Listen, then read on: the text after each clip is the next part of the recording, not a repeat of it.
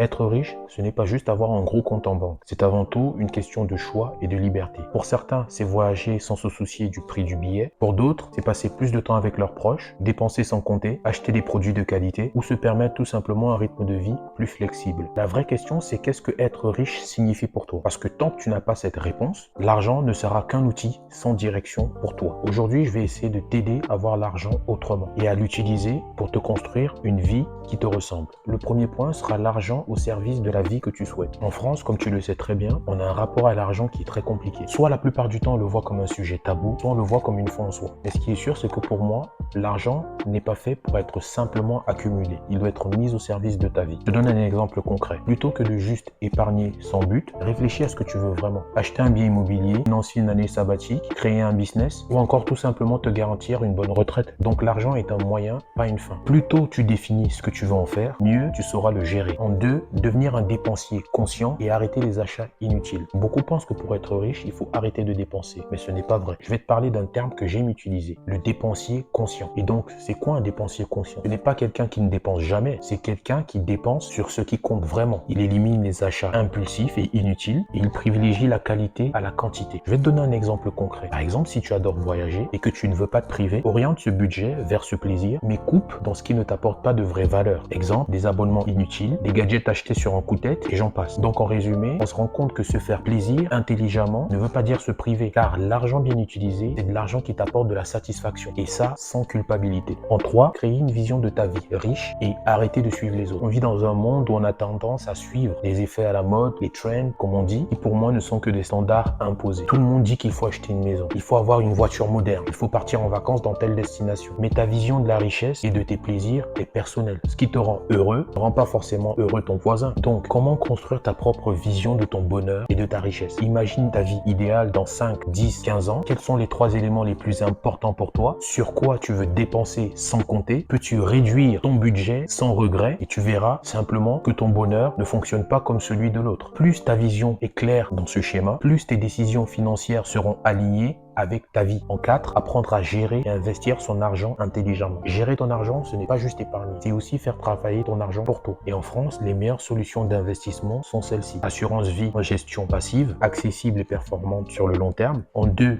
les ETF ou les fonds indiciels qui te permettent d'investir en bourse facilement et sans être un expert. En 3, les SCPI, sociétés civiles de placement immobilier, qui te permettent d'investir en immobilier sans avoir à acheter un bien en direct. En 4, un investissement locatif bien optimisé qui te permettent d'acheter un bien pour le louer en visant une rentabilité positive. Je vais te donner encore un exemple concret. Plutôt que laisser 10 000 € sur ton livret A qui te rapporte à peine 3%, mets une partie de cet argent sur un ETF qui sur le long terme pourra te générer 6 à 8% par an. En résumé, ne laisse pas ton argent dormir car il perd de la valeur avec l'inflation.